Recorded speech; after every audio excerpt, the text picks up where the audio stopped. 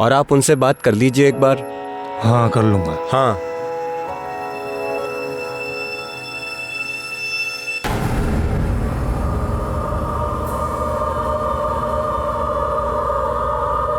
साहब कुछ खाने को दो ना साहब दो ना साहब बहुत भूख लगी है। भगवान आपका भला करेगा साहब सुबह से कुछ खाए नहीं है साहब। अरे क्या कर रहा है ये? अरे साहब क्या करता है ये? सुबह से मैंने कुछ खाया जा बुलाना तेरे को, चल जा इधर से। साहब दोबारा आने का नहीं, इधर बोल दिया तेरे को मैं। Hello police.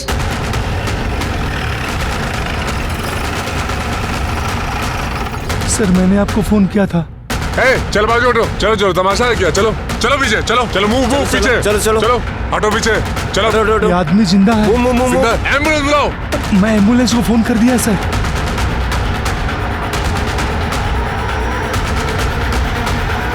जिंदा है। अरे ये राहुल, योगेश और सुरेश हैं। आसपास देखो कुछ मिलता है क्या? हाँ। इधर आ। ये कैसे हुआ? सर एक आदमी ने गोली मार दिया और भाग गया बाइक पर। आदमी को देखा? नहीं सर। बाइक का नंबर? नहीं सर।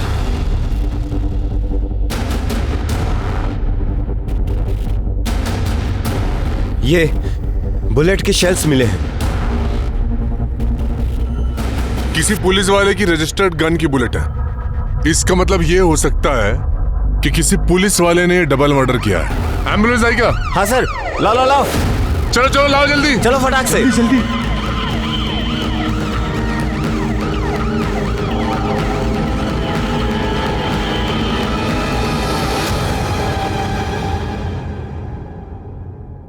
इंसान का अतीत कभी उसका पीछा नहीं छोड़ता। कहते हैं गुजरा हुआ कल आने वाले कल के सामने हमेशा खड़ा होता है। नमस्कार, मैं सीनियर इंस्पेक्टर सुनील केलकर आप सबका स्वागत करता हूं क्राइम पेट्रोल दस्तक के इस भाग में। जब मेरी पोस्टिंग मुंबई के बोरीवली पुलिस स्टेशन में थी, उस वक्त मेरे सामने एक केस आया था। इस केस में अतीत और आज के तार इतने उलझे हुए थे कि कातिल कौन है ये ढूंढना बहुत मुश्किल जा रहा था।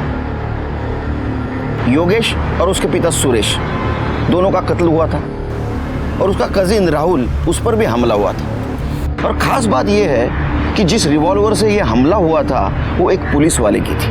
क्या ये सुपारी किलिंग थी या किसी की जाति दुश्मनी का यह अंजाम था? आइए देखते हैं ये केस क्या था जो मुंबई से शुरू होकर दिल्ली तक जा पहुंचा था। ये केस शुरू हुआ नवंबर 2017 में, जब एक औरत हमारे पास एक कंप्लेंट लेके आई थी।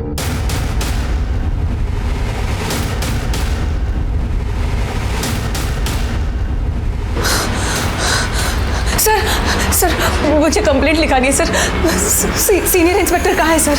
आइए आप अंदर आइए। आप बैठिए और शांत हो जाइए। पाटिल मैडम पानी देना। बाबा तेरा चहा सांगा।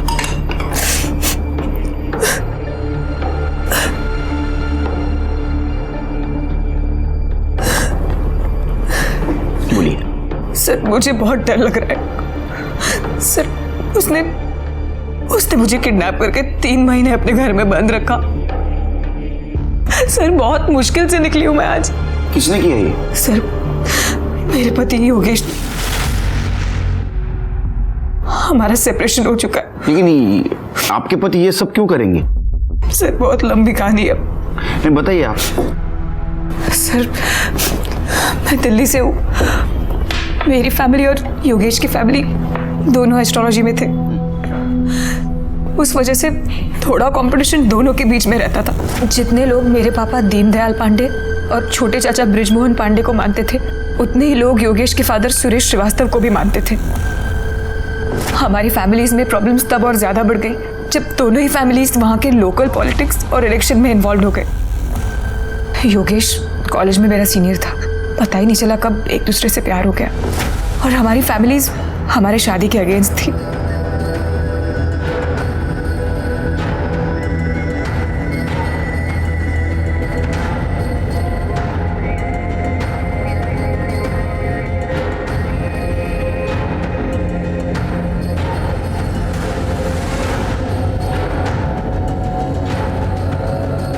बहुत तपस्या की है मैंने अपने बेटे के लिए, उसका फल उसने मुझे ये दिया है। बहुत प्यारी बहू ढूंढी है इसने मेरे लिए। आपका बेटा भी कम नहीं है। मुबारक हो, मुबारक हो। सब मान गए थे और ये डील हुई थी कि अब दोनों फैमिलीज भी पॉलिटिक्स के लिए एक दूसरे को क्रॉस नहीं करेंगी। और 2 महीने बाद ही हमारी एंगेजमेंट हो गई और फिर शादी। लेकिन पापा और ससुर जी ज्यादा दिन तक अपनी बात पर टिके नहीं रह सके। शायद 6 महीने बाद फिर से पॉलिटिक्स के कारण उन दोनों के बीच में पंगे शुरू हो गए। आपने मुझे बेवकूफ समझ कर रखा है क्या? आप खुद तो इलेक्शन में खड़े नहीं हुए हैं, अपने चेले को इलेक्शन में खड़ा कर दिए। मेरी भी आंखें खुली हुई है। मुझे क्या पता नहीं आप शर्मा के ऊपर पैसे लगा रहे? मैंने वही किया है जो आपने किया है। मैंने ऐसा कुछ भी नहीं किया है, समझे तुम? और उनके पॉलिटिक्स के बीच की लड़ाई हमारे बेडरूम तक पहुंच गई। तुम्हारे पापा ने जो भी किया ना, अच्छा नहीं किया। अच्छा, मेरे पापा जो भी करते हैं खुल कर करते हैं, तुम्हारे पापा की तरह दोगले नहीं है। How dare you! मैं अपने मायके चली गई, होने वाले हादसे से बिल्कुल बेखबर।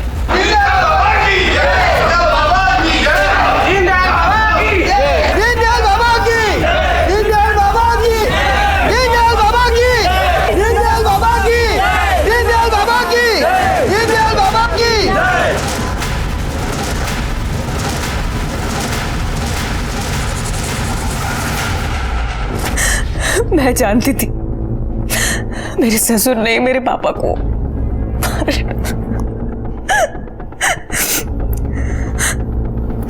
मेरे चाचा जी मेरे लिए बहुत कंसर्न थे, इसलिए उनके कहने पर मैं मुंबई शिफ्ट हो गई। और वहां दिल्ली में मेरे पापा का किलर पकड़ा गया। उसने पुलिस को बताया कि मेरे ससुर ने ही मेरे पापा को मारने की सुपारी दी थी उसे। उन्हें अरेस्ट भी किया गया, लेकिन पावर और पैसे के कारण उन्हें बेल मिल गई। मैं ये सब कुछ भूल भाल कर मुंबई में नई जिंदगी की शुरुआत करना चाहती थी सर। शीतल, योगेश, कहाँ चली गई थी तुम? अरे पता है कितना ढूंढा मैंने तुम्हें। शीतल, मैं तुमसे बहुत प्यार करता हूँ, मैं तुम्हारे बिना नहीं रह सकता। शीतल प्लीज। प्यार? कैसा प्यारा? तुम्हारे पापा ने मेरे पापा को मरवा दिया। अगर अगली बार से तुम दिखे ना तो मैं पुलिस में कंप्लेंट कर दूंगी। शीतल, शीतल, शीतल, शीतल। लेकिन उसके 1 हफ्ते बाद ही हाथ मुंह बांध कर ये देखिए सर, हर वक्त मेरे ऊपर नजर रखी कि मैं कहीं भाग न जाऊं। उन्होंने आपके साथ और कुछ किया? मतलब योगेश ने रेप करने की कोशिश वगैरह कुछ? नहीं, रेप नहीं, लेकिन योगेश ने उससे भी घिनौना काम किया है। आप वहां से भागी कैसे? सर, वहां की मेड कमला, उसने मेरी मदद की। तो अब आप योगेश के खिलाफ कंप्लेंट करना चाहती हैं? सिर्फ योगेश नहीं सर, उसके भाई और उसके पिता, दोनों के अगेंस्ट इन सब ने मिलकर मेरी जिंदगी बर्बाद की है। ठीक है, उनका नंबर और एड्रेस दे दो इनके पास। और आप घबराइए मत, अगर उन्होंने कुछ गलत काम किया है तो उनको सजा जरूर मिलेगी।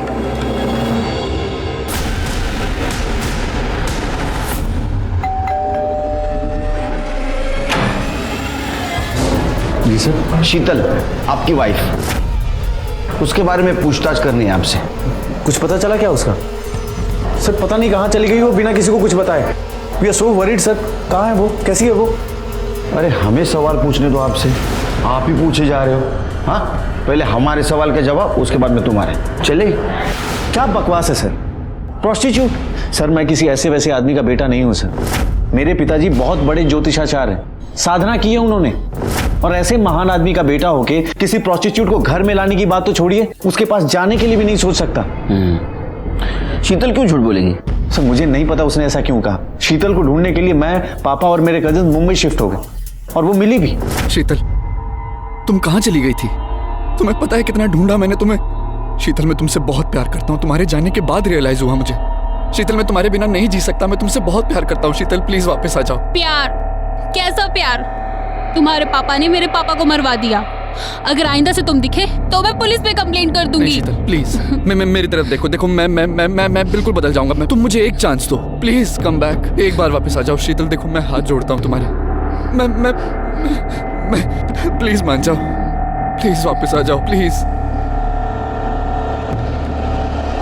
ठीक है। उसने मुझे माफ कर दिया और 3 महीने पहले हम यहाँ शिफ्ट हो गए, पर एक दिन वो अचानक से गायब हो गई। सर मैं सच कहूँ तो इन सब के पीछे उसके चाचा बृजमोहन का हाथ है। बहुत ही घटिया आदमी है सर, भड़काता था शीतल को। सर उसने तो हमारे ऊपर जानलेवा हमला भी किया।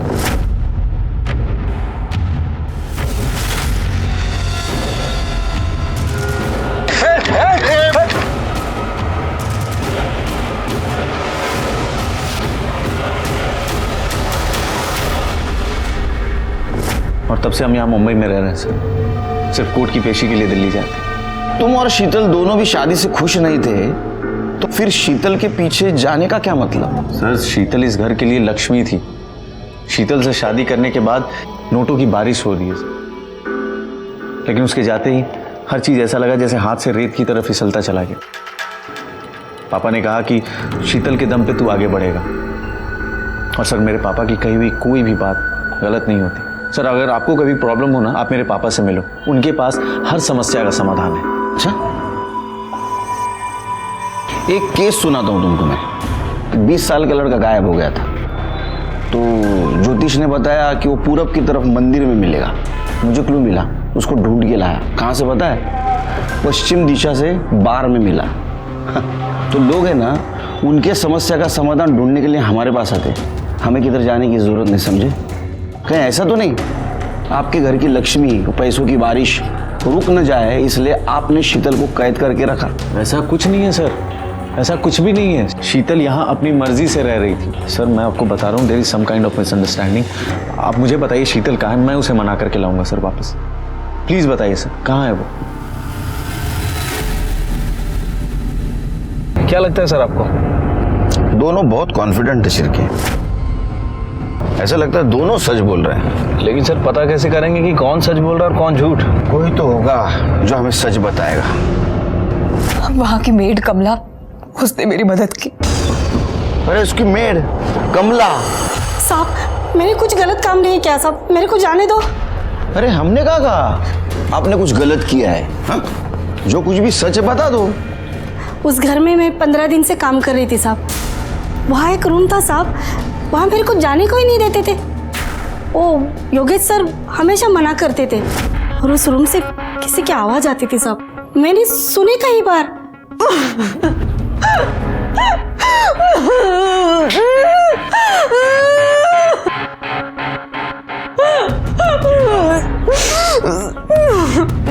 मेरे को बहुत अजीब लगता था साहब, उससे रहा नहीं गया साहब। और फिर एक दिन योगेश साहब घर पर नहीं थे, उस दिन मैं अंदर गई।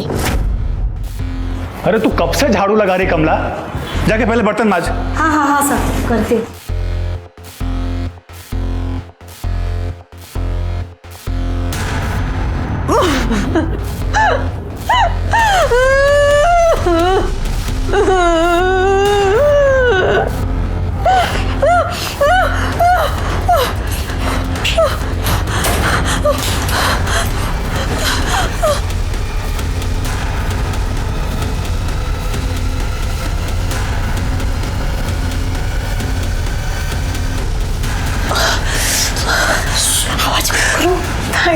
थैंक यू कमला, मैं तुम्हारा ये एहसान कभी नहीं भूलूंगी। फिर अपना काम करके वहां से निकल गई साहब मैं। अगले दिन योगेश साहब मेरे पर बहुत गुस्सा किए, बहुत चिल्लम चिल्ली की मेरे पर, लेकिन मैंने ऐसा जताया कि कुछ हुआ ही नहीं है, मुझे कुछ पता ही नहीं है साहब। बस यही हुआ था साहब उस दिन। ठीक है जाओ। इस कमला की माने तो शीतल सच बोल रही थी, योगेश क्यों झूठ बोलेगा? सर शीतल के बयान के मुताबिक उसे शक था कि उसके पिता की हत्या में उसके हस्बैंड यानी कि योगेश के फादर सुरेश का हाथ है। कहीं ऐसा तो नहीं कि शीतल कमला के साथ मिलकर योगेश और सुरेश इन दोनों को फंसाने की कोशिश कर रही हो? मुझे भी यही डाउट आ रहा है कि शीतल अपने पिता के मौत का बदला ले रही है। एक काम करो, इस कमला की नब्ज चेक करो, सबके हार्ट रेट पता चल जाएंगे। सर हमारा शक सही निकला। शीतल ने योगेश के घर से निकलने के 3 दिन बाद कमला के अकाउंट में तकरीबन 50,000 रुपए जमा किए थे। अच्छा? हाँ सर, और एक और इम्पोर्टेंट बात, खबरी ने बताया कि कमला ने किसी तरह का लोन ले रखा था। वो लोन की रकम उसने इन्हीं पैसों से चुकाई है। बुलाओ शीतल और कमला को। अब देखते हैं नई क्या कहानी सुनाते हैं। ठीक है सर। अरे मेरी चाय। अरे ये ठंडी हो गई सर, दूसरी भेजता हूं। अरे शिरके, इसको कोई और पगार दे रहा है शायद। तो हमें झूठी कहानी सुनाने के लिए शीतल जी ने तुमको 50,000 रुपए दिए थे और इसलिए तुमने योगेश पे शक डाला। साहेब, मैंने शीतल मैडम से पैसे लिए उस सावकार को देने के लिए। मी खोटं नाही बोलत आहे साहेब। नाही, तुम्ही खोटं बोललाच नाही, तुम्हाला खोटं बोलवलं गेलं। करेक्ट? सर आप गलत समझ रहे हैं। सर वहां से निकलने के लिए कमला ने ही मेरी मदद की थी। एटलीस्ट मैं इसके लिए इतना तो कर सकती थी ना।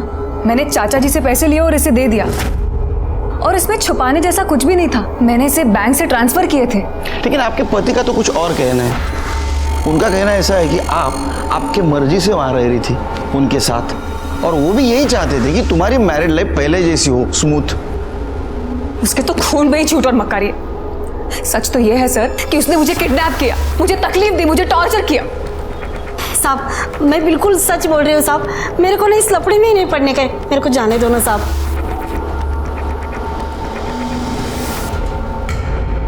शिरके, मुझे अभी भी यकीन है शीतल ने कमला को वो जो 50,000 रुपए दिए थे वो उसको झूठ बोलने के लिए दिए थे। सर शीतल के हाथों में मार्क्स थे। ऐसा देखकर लगता है कि उसे रस्सियों से बांध कर रखा गया था। हो सकता है उसने खुद को बांधा हो ताकि अपनी स्टोरी प्रूव कर सके, लेकिन उसका मोटिव मेरी समझ में नहीं आ रहा है शिरके। सर अगर ऐसी बात है तो फिर मोटिव ही क्लियर है, अपने पिता की मौत का बदला लेना। हाँ वो भी है, लेकिन इतने महीने बाद क्यों? अगर बदला लेना होता तो पहले लेती। सर, ये जो औरत है ना शीतल, मला उठे ना लामी को तेतरी पहले तो मैंने जुना रिकॉर्ड चेक किया तो उसमें ऐसा पता चला कि शीतल के बारे में किसी ने दिशा उपाध्याय के नाम से मिसिंग कंप्लेंट की थी। किसने? मंदार कुलकर्णी ने। ये देखिए।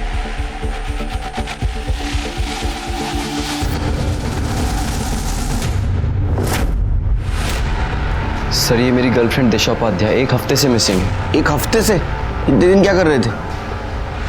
इसके पेरेंट्स कहाँ हैं? कहीं तुमने तो कुछ किया नहीं ना? अरे नहीं सर, कैसी बात कर रहे हैं। हम दोनों तो 1 महीने से डेट कर रहे हैं और शादी भी करना चाहते हैं। दिशा दिल्ली से है तो हम उसकी फैमिली से मिलने दिल्ली भी जाने वाले थे, पर लास्ट वीक दिशा अचानक से गायब हो गई। उसका फ़ोन भी अनरीचेबल आ रहा है। सर मैं पॉलिटिकली एक्टिव हूँ तो मैंने अपने सोर्सेज के थ्रू पता करने की कोशिश भी की, पर पता चला कि वो दिल्ली में भी नहीं है और डायरेक्ट उसकी फैमिली से बात नहीं कर सकता। कहीं उल्टा मैं ही प्रॉब्लम में ना फंस जाऊं। तो शिरके, मैं तो भूल ही गया। ये शीतल तो बहुत बड़ी खिलाड़ी निकली। पति के होते हुए भी अपना नाम बदल कर किसी दूसरे को शादी का झांसा दे रही थी। पर्दा तो उठाना पड़ेगा।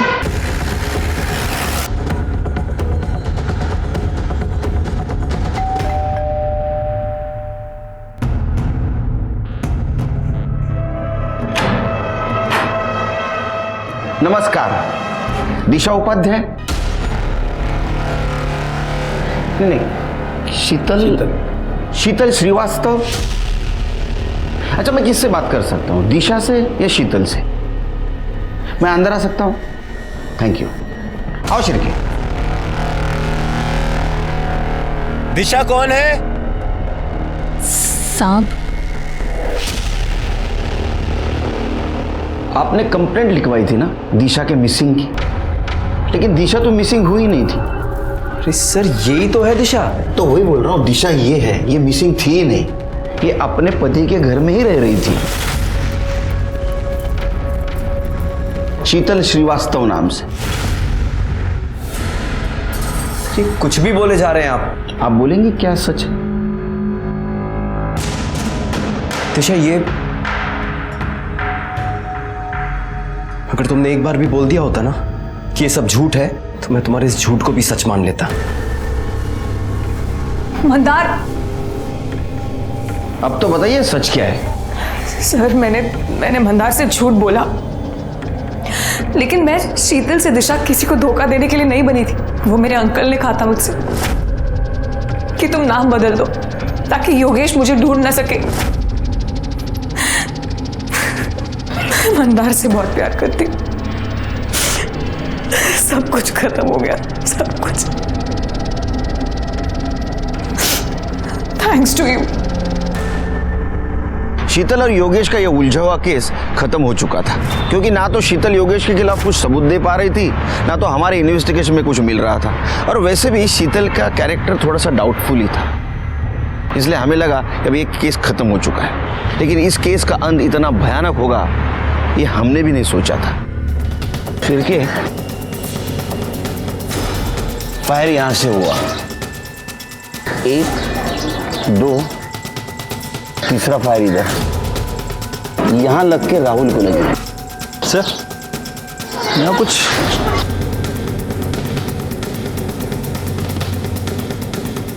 कांच तो गंदा सा लग रहा है। सिर्फ पूरी गाड़ी चकाचक एकदम क्लीन, सिर्फ ये विंडो गंदा क्यों? एसी भी चल रहा था। ऐसा लगता है सिर के शायद किसी ने जानबूझ के कांच गंदी की है, ताकि पीछे बैठा हुआ आदमी ग्लास नीचे करे और उस मौके का फायदा उठाकर किलर ने गोली मार दी।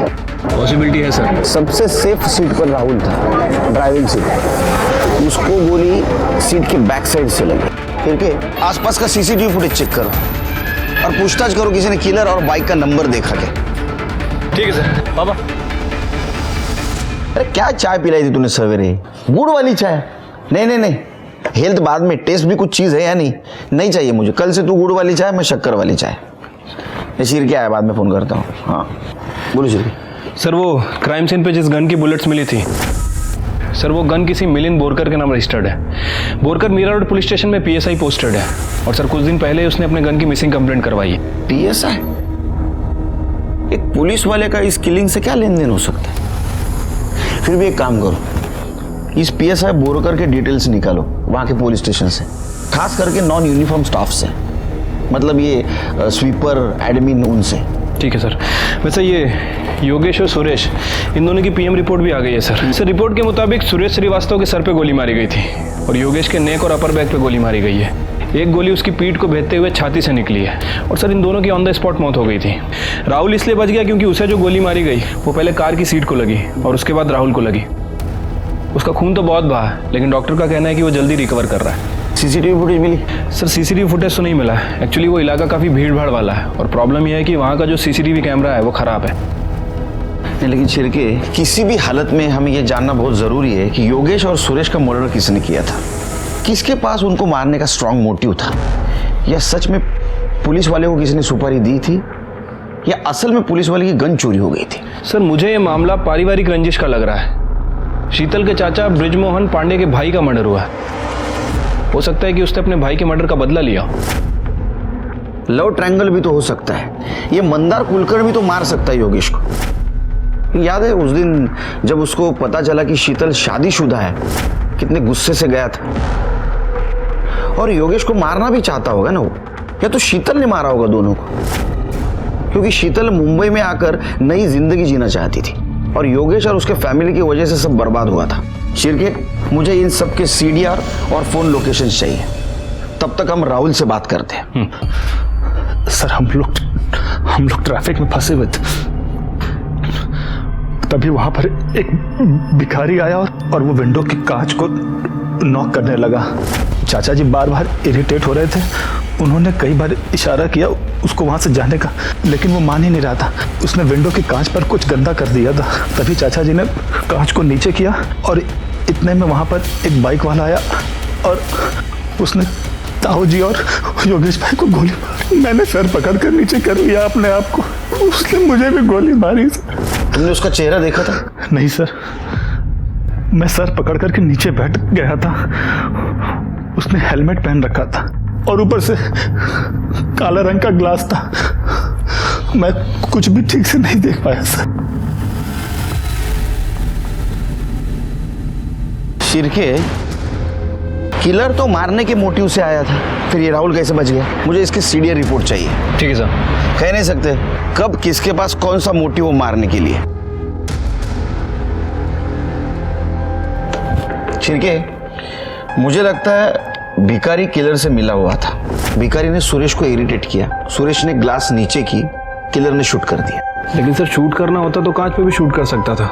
मतलब कांच पे फायर करता, कांच टूट जाता और उसके बाद वो फायर कर देता। हो सकता है वो किलर उतना कॉन्फिडेंट ना हो। मतलब आपका कहना है कि वो सुपारी किलर नहीं था? हो सकता है। Sir CDR report. क्या खुलासा हो रहा है? सर रिपोर्ट के हिसाब से शीतल 2 महीने पहले अपने चाचा ब्रिजमोहन पांडे के घर शिफ्ट हो गई है दिल्ली में। और मंदार के कॉल रिकॉर्ड के हिसाब से मंदार ने 3:33 पे शीतल को कॉल किया था। मतलब जब योगेश और सुरेश पे हमला हुआ उसके 5 मिनट बाद। शिरके, मंदार ने जब कॉल किया था उस वक्त उसकी फोन लोकेशन क्या थी, पता करो। ठीक है sir. Sir Mira Road police station से आपको मिलने एक लड़का आया है। कौन है? कोई अखिल यादव है। भेज दो। सर मेरा नाम अखिल यादव है सर। सर मैं मीरा रोड पुलिस थाने में क्लर्क हूँ सर। सर देखो मेरे को किसी लफड़े में नहीं पड़ना है सर, लेकिन आप लोगों के आदमी वहाँ पे पूछताछ कर रहे थे तो मेरे को लगा मैं आपको बता दूँ। अब बिल्कुल टेंशन मतलब बिंदास बोलो। सर वो अपने PSI बोरकर सर है ना सर, उनकी गन चोरी हुई थी। वो तो हमें भी पता है, लेकिन सर वो गन दोबारा मिली बट दूसरे PSI के ड्रॉर में। सर मैं क्या बोल रहा हूँ सर, वो आदमी ठीक नहीं है सर। अभी वो इधर उधर से पैसा वैसा भी लेते हैं और एक आध बार सस्पेंड भी हुआ है सर। मुझे लगा सर मैं आपको बता दूं, लेकिन सर अगर उनको पता चला तो मेरे को बहुत प्रॉब्लम हो जाएगी सर। नहीं आप डरो मत, बिंदास रहो। थैंक यू सर, चलता हूँ सर। Thank you. पता चला शिरके, मैं क्यों कह रहा था नॉन यूनिफॉर्म स्टाफ से पूछताछ करो। ये यूनिफॉर्म वाला स्टाफ है ना, एक दूसरे को सपोर्ट करता है। साहेब मला काहीतरी सांगायचंय तुम्हाला। बोला। इन लोगों का खून होने से पहले ना, 1 हफ्ते पहले की बात है, कोई घर पर आया था साहब। साइड। अरे अरे बाइक अंदर ले, दरवाजा बंद कर। अरे कौन है भाई? अरे घर में कैसे घुस गए? अरे बाहर निकलो आप लोग। अरे ये क्या कर रहे? अरे क्या बदतमीजी है ये? हाय, मेरा नाम मंदार कुलकर्णी। शीतल और मैं शादी कर रहे हैं। ये रहे तेरे डिवोर्स के पेपर्स। शीतल साइन कर चुकी है, तू भी चुपचाप कर दे, वरना क्या पागल है क्या? पागल कौन है बताओ अभी तेरे को। जाओ तुम। शिरके, मिल गया मोटिव। शीतल से शादी की बात करने वाला इंसान मंदारी हो सकता है। अब तो मैं श्योर हूं ये शीतल का दिल्ली जाना सुरेश और योगेश के मर्डर प्लान का एक पार्ट था, ताकि वो दिल्ली चले जाए और उसके ऊपर कुछ भी ना आए। मंदार शीतल से शादी करना चाहता था। उसने योगेश को उससे डिवोर्स लेने के लिए कहा। शायद योगेश नहीं माना, इसलिए शीतल और मंदार ने मिलकर सुरेश, योगेश और राहुल पर अटैक करवाया। उसको अपने बाप के मौत का बदला भी तो लेना था। शिरके, बहुत चालाक है ये औरत। उसने इस काम में मंदार का यूज किया। सर मंदार की कॉल लोकेशन आ गई। शिरके, इसके अकॉर्डिंग मंदार भी उसी टाइमलाइन पर ट्रैवल कर रहा था जिस पर ये तीनों योगेश, सुरेश और राहुल ट्रैवल कर रहे थे। मतलब पहले वो घर से निकला, योगेश के घर तक गया और बाद में उसने इन तीनों का पीछा किया। उठा के लाओ उसको। सर मैंने पता किया, वो मिसिंग है। मिसिंग है? खोद के ढूंढ के लाओ, रिजल्ट चाहिए मेरे को। जाओ। सर तब तक हम शीतल और ब्रिजमोहन को मिलते हैं दिल्ली जाके। बैठिए इंस्पेक्टर साहब, बैठिए। बताइए कैसे तशरीफ लाना हुआ। वैसे आपको आपकी जानकारी के लिए बता दूं, इस मामले में यहाँ की लोकल पुलिस कई बार हमसे पूछताछ कर चुकी है और हर बार मैंने यही कहा है कि हमारा इस सबसे कोई लेना देना नहीं है। क्यों खुराना? ऐसे लंबा सफर करके आए हैं आप लोग, थक गए होंगे। क्या लेंगे, ठंडा या गरम? कुछ सवालों के जवाब। क्या आपने पहले कोशिश की थी सुरेश और योगेश को मारने की थी? क्या है इंस्पेक्टर साहब कि साधु आदमी हूं लेकिन हूं तो इंसान ही ना। अब मेरे भाई का मर्डर होगा तो खून तो खौलेगा। मेरा भी खौला था। सुपारी दी थी मैंने मारने की, मगर मेरे भगवान ने मुझे ये पाप करने से बचा लिया। वो शूटर, उसकी बंदूक ऐन मौके पे जाम हो गई थी। आपकी इस बात पे यकीन क्यों करें हम? मत कीजिए। आप सबूत ढूंढिए इंस्पेक्टर साहब मेरे खिलाफ और उठाकर जेल में बंद कर दीजिए। ये इन लोगों को दिल्ली वाले पुलिस पर यकीन नहीं है क्या, जो यहाँ पूछताछ करने चले आ गए? यकीन तो करना सिखाया है ने हमें। चलो आपसे सवाल पूछता हूँ, आपने योगेश और सुरेश को मारने की कोशिश की? क्योंकि आपके पास तो मोटिव था। हाँ, मोटिव था, पर मेरा भी जवाब वही है। आपके पास सबूत है क्या? देखिए, लॉ मैंने भी पढ़ी है। आपके पास मेरे और चाचा जी के खिलाफ एक भी सबूत नहीं है। सबूत नहीं भी है और है भी। चलो एक बात बताइए, मर्डर होने के 5 मिनट बाद मंदार ने आपको क्यों कॉल किया था? वो भी उसी जगह से जहां मर्डर हुआ था। मंदार ने मर्डर किया या किसी शूटर से करवाया, या शूटर आपने भेजा? देखिए, मैंने ऐसा कुछ नहीं किया और ना ही मंदार ने। हाँ, उसने मुझे फोन किया था, लेकिन उस वक्त वो वहां था ये मुझे नहीं पता है। देखिए इंस्पेक्टर साहब, बात को समझने की कोशिश कीजिए। इस सबसे ना तो मेरा ना इसका कोई लेना देना नहीं। वो तो हम पता कर लेंगे। अब इतना सब कुछ पता किया है, आप दिल्ली छोड़ के नहीं जा सकते बाहर। चलो शिरकी। खुराना। Yes sir. ये शीतल पे नजर रखना, बहुत चालाक औरत है। ठीक है सर। वो राहुल की कॉल डिटेल्स आ गई हैं। सर, डिटेल्स के हिसाब से राहुल दिल्ली में किसी सक्षम के टच में था, और सर मर्डर के आधे घंटे पहले इन दोनों ने आपस में बात भी की थी। इंटरेस्टिंग। अच्छा हुआ शिरके, हम लोगों ने राहुल को क्लीन चिट नहीं दी थी। मुझे तो पहले से उसके ऊपर डाउट था। खुराना। Yes sir. सक्षम से मिलते। हाँ सर, राहुल और मैं बचपन से दोस्त हैं।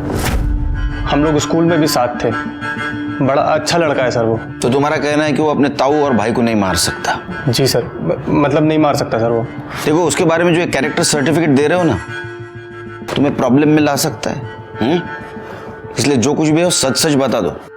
सर एक्चुअली सुरेश अंकल और राहुल के फादर प्रेम अंकल ने मिलकर एस्ट्रोलॉजी में बिजनेस शुरू किया था। 50-50% की पार्टनरशिप थी। पर सर अंकल की डेथ के बाद सुरेश अंकल और योगेश भाई राहुल को नौकरों की तरह ट्रीट करने लग गए थे। मिस्टर अभिषेक वाली फाइल कैसे भी करके। राहुल जी, बाहर जाके कार निकालो। हाथ से कार तुम चलाओगे? जी हाँ। क्या कह रहा था मैं? राहुल! राहुल! जी भैया। हाँ भैया के बच्चे, क्या ये? क्या ये? कोई काम का नहीं है तू। खड़े खड़े पढ़ ले, क्या जा देख क्या रहा है? सर राहुल बहुत परेशान रहने लगा था, और 1 महीने पहले जब वो दिल्ली आया था तो तेरे ताऊजी और भाई ऐसे ट्रीट करता है तुझे, तो कुछ कहता क्यों नहीं है? अरे क्या बोलूं यार, मेरे परिवार वाले हैं वो दोनों। और वैसे भी जो इंसान गलत करता है ना, उसको उसका बदला इसी जन्म में मिलता है। सर राहुल बहुत अच्छा लड़का है सर। तो हम पता कर लेंगे वो कैसा है। मैं आखिर क्या बोलता सर, जैसे भी थे वही मेरी फैमिली थे। तुम्हें गुस्सा नहीं आता कभी? सर आता था, लेकिन मैं क्या कर लेता। नहीं, अक्सर आदमी गुस्से में गलत कदम उठा देता है। ऐसा भी तो हो सकता है तुमने किसी अपने दोस्त को या सुपारी किलर को बोला हो तुम्हें गोली मारने के लिए, ताकि किसी को तुम पे शक ना है। नहीं सर, सर मेरा एक ही दोस्त है सक्षम, और वो ऐसा कभी नहीं करेगा। और वैसे भी योगेश भैया और ताऊ जी के अलावा इस दुनिया में मेरा था ही कौन? सच में कोई नहीं है? एक बुआ थी, लेकिन पता नहीं कहाँ है। मेरे पैदा होने से पहले ही वो पता नहीं किसी दूसरे जाति के आदमी के साथ भाग गई थी। Sad story. लेकिन इस केस में तुम हमारे सस्पेक्ट हो, इसलिए जब तक इस केस की इन्वेस्टिगेशन चल रही है तुम शहर छोड़ के नहीं जा सकते। Take care.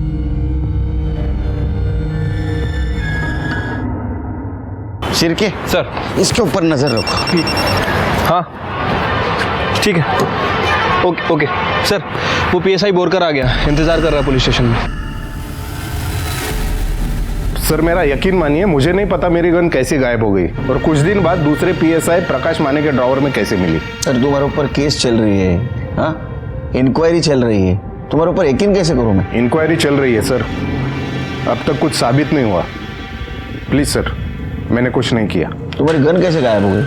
पता नहीं सर, मैंने गन ड्रॉवर में रखी थी और मैं टॉयलेट गया, जब वापस आए तो गन वहाँ पे नहीं थी और कुछ दिन बाद दूसरे पीएसआई प्रकाश माने उनके ड्रॉवर में मिली। सर हमारे सीनियर्स प्रकाश माने से पूछताछ कर रहे हैं, लेकिन उसे भी कुछ नहीं पता। आप चाहे तो प्रकाश माने की इंक्वायरी कर सकते हो। नहीं, वो हम देखेंगे क्या करना है क्या नहीं। तुम्हारी गन गायब हो गई, दूसरे दिन कहाँ थे तुम? सर गन गायब होने की वजह से मुझे सस्पेंड कर दिया था। मेरा मूड बहुत खराब था, इसलिए मैं घर पे ही था। अरे शिरके, ये पीएसआई बोरकर है ना, ये बिल्डरों को फोन करता था पैसों के लिए। छोटे मोटे बहुत कांड किए इसने, लेकिन अभी क्या पैसों के लिए इसने सुपारी किलिंग भी शुरू कर दी है क्या? लेकिन सर कोई पुलिस वाला सुपारी के लिए अपनी गन क्यों यूज करेगा? प्लान तो किया था उसने। देखो, गन चोरी हो गई, कंप्लेंट की, सस्पेंड हुआ, मोबाइल घर पे रखा, बाद में गन ली और ये कांड किया। सर अभी मंदार का फोन दहशत में आने हुआ है।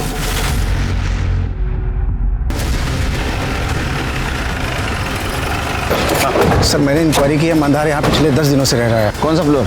3rd फ्लोर से।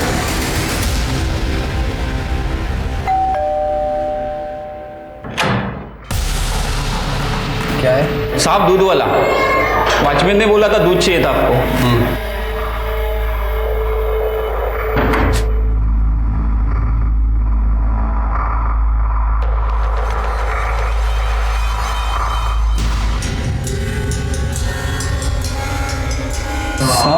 हम भी चाय पियेंगे।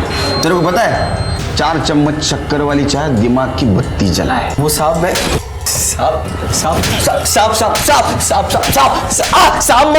साहब मारो क्यों मारा? वही था। मैंने कुछ नहीं किया साहब। तू झूठ बोल रहा है। जब सुरेश और योगेश का मर्डर हुआ उस स्पॉट पे था तू? हाँ साहब मैं वहाँ था, लेकिन मैं सच कह रहा हूँ साहब, मैंने कुछ नहीं किया साहब। वहाँ क्या करने गया था? साहब मैं योगेश के घर गया था उससे डिवोर्स के पेपर्स पे साइन लेने। जब मैं वहाँ पहुंचा तो वॉचमैन ने कहा कि वो लोग एयरपोर्ट के लिए निकल गए अभी, तो मैंने उनकी कार का पीछा किया, बस साहब, और कुछ नहीं।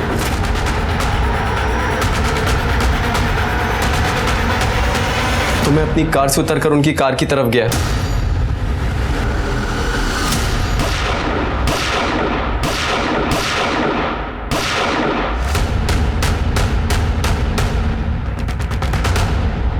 साहब मुझे पता था आप लोग मुझे ट्रैक कर लोगे, इसलिए मैं डर गया था और यहाँ छुपा हुआ था। तो फिर तूने शीतल को क्यों फोन किया था? साहब मुझे उस समय वही सही लगा, इसलिए मैंने फोन किया था। झूठ बोल रहा है तू। तूने फोन इसलिए किया था ताकि उसको बता सके कि तूने सुरेश और योगेश को मार दिया, और ये सब तूने वो पीएसआई मिलिंद बोरकर उसी से करवाया था। मिलिंद बोरकर? साहब मैं किसी मिलिंद बोरकर को नहीं जानता हूँ। नहीं जानता? मैं सच कह रहा हूँ साहब। तू पुलिस स्टेशन में चल, सब याद आएगा। मंदार को हमने अरेस्ट कर लिया था, लेकिन उसके खिलाफ हमारे पास कोई ठोस सबूत नहीं था। जो भी था वो सर्कमस्टेंशियल ही था, और मंदार और पीएसआई बोरकर के बीच में भी कोई संबंध नहीं दिख रहा था। मंदार का कहना यह था कि किलर और भिखारी मिले हुए थे, क्योंकि वो भिखारी उसके साथ बाइक पे आया था। इसलिए हमने सारे भिखारियों की पूछताछ की, लेकिन हमें कुछ नहीं मिला। झूठ और सच के बहुत सारे परते खुलने अभी भी बाकी थे। राहुल के बारे में भी पता किया तो राहुल का किसी सस्पिशियस आदमी के साथ कोई कांटेक्ट नहीं था। अब बचे शीतल और उसके चाचा ब्रिजमोहन। इन दोनों पे हमें पहले से ही शक था, और ये शक बढ़ा तब जब हमें यह पता चला कि मर्डर के 10 दिन पहले ब्रिजमोहन ने मुंबई में कांटेक्ट किया था। जी सरोज यादव है वो, सुरेश जी की बहन। आपने क्यों फोन किया था उसको? फोन हमने नहीं किया था, फोन उन्होंने किया था। बाद में हमने फोन किया। उन्होंने क्यों फोन किया था आपको? तारीफ कर रही थी कि हमने उन दोनों पर हमला करवाया। हालांकि थोड़ा अफसोस भी था उन्हें, दुखी थी क्योंकि वो दोनों बच गए थे, मगर वो फिर से चाहती थी कि हम सुपारी दें और उन्हें खत्म करवा दें, और अगर हम ये काम नहीं कर सकते तो वो खुद कुछ करना चाहेंगी, ऐसा बताया था। आपने क्या कहा? हमने कहा कि हमें हमारी गलती का एहसास हो चुका है, अब हम उन दोनों को नहीं मारेंगे।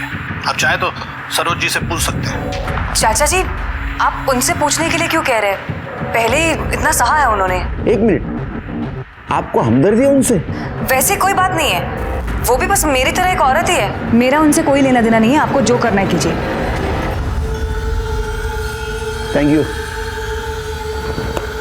शिल्के सर, ये सरोज कहाँ रहती है? देखो।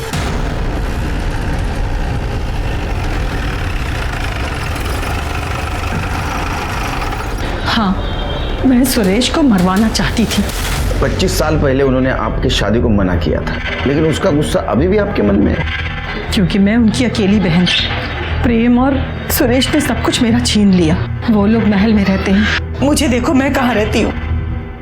5 साल पहले मेरे पति का निधन हो गया। प्रेम तो अपनी मौत मर गया, लेकिन सुरेश को मैं मरवाना चाहती थी। अपने किलर को कांटेक्ट कैसे किया? मेरे पास इतने पैसे कहाँ कि मैं किसी को सुपारी दे सकूं। फिर मैंने अपना मन बदल लिया, क्योंकि मेरे पास तो जहर खाने के भी पैसे नहीं। आपकी अगर ये हालत है तो आपका गुजारा कैसा होता है? मेरे पति की सरकारी नौकरी थी। मेरे पति के मरने के बाद वो नौकरी मेरे बेटे को मिल गई। बस उसी से हमारा गुजारा होता है। लेकिन सच कहूं साहब, जिस किसी ने भी उसको मारा है ना, इस माँ के दिल से उसके लिए दुआएं निकलती है।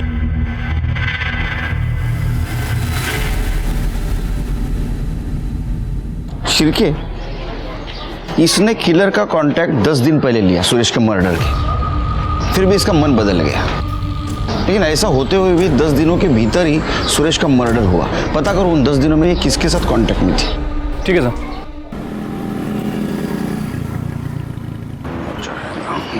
सर। सरोज के कॉल डिटेल्स।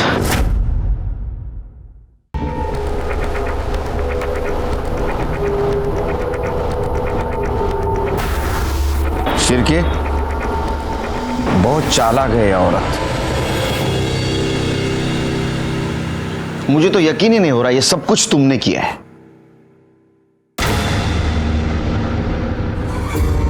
हमें तो पता ही नहीं था तुम सरोज के बेटे हो। तुम्हारे बाबा मरने के बाद तुम्हें सरकारी नौकरी मिली थी। तुमने क्या किया? तुमने अपनी मां सरोज यादव का बदला लेने के लिए गन चुराई और सुरेश और योगेश को मार दिया। बराबर है ना?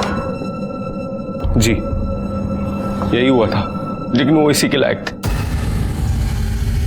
लेकिन मैंने अपनी मां की इच्छा पूरी की। जब मुझे पता चला कि पीएसआई बोरकर पे ऑलरेडी बहुत सारे चार्जेस थे, तो मैंने उसकी गन चुरा ली ताकि सारा शक उस पे जाए। मैंने सुरेश मामा और योगेश के ऊपर शुरू से नजर रखी थी। उनके घर से निकलने तक मैं उनके पीछे था। भिखारी को 500 रुपए दे के रखे थे ताकि उन्हें परेशान कर सके। मुझे मालूम था कि उस एरिया में बहुत ट्रैफिक रहता है, उनकी गाड़ी वहां पे रुकेगी।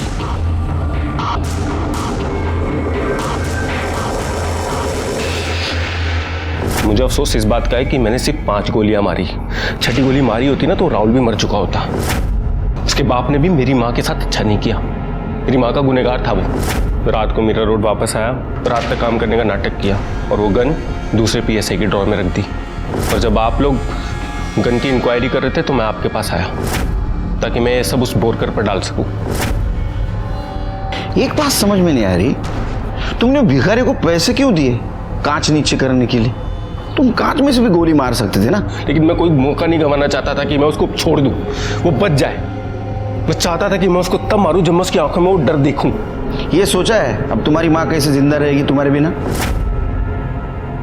तुम्हारा फ्यूचर गया भी अंधेरे में। हाँ, अब जेल में सड़ोगे। करडे येऊन चला। चलो। अखिल को हमने अरेस्ट कर लिया। भले ही वो अपने सारे इल्जाम सर पे ले रहा हो, लेकिन उसके सीने में जो ये बदले की आग जल रही थी, इसकी वजह उसकी माँ सरोज थी। क्या सरोज को ये करते वक्त दस्तक नहीं मिली थी कि वो अपने ही बेटे की जिंदगी बर्बाद कर रही थी? बाद में कुछ सिग्नल्स पर हमें अखिल और उसकी बाइक का सीसीटीवी फुटेज मिला, जिसमें साफ दिखाई दे रहा था कि वो एक भिखारी को बाइक पे बिठा के ले जा रहा था और सुरेश की कार का पीछा कर रहा था। इस केस में हमारे सामने बहुत सारे सस्पेक्ट्स थे और सबका मोटिव एक ही था, बस बदला। कुछ गलत होने पर बदले की भावना मन में आना स्वाभाविक है, लेकिन हक की लड़ाई अगर कानून के दायरे में रहकर की जाए तो अच्छी बात होती है। इसी के साथ मैं सीनियर इंस्पेक्टर सुनील केलकर आप सबसे विदा लेता हूँ। फिर मिलेंगे अगले एपिसोड में। तब तक के लिए सतर्क रहिए, देखते रहिए क्राइम पेट्रोल 10 तक। मकसद बताना नहीं, बचाना है। जय हिंद।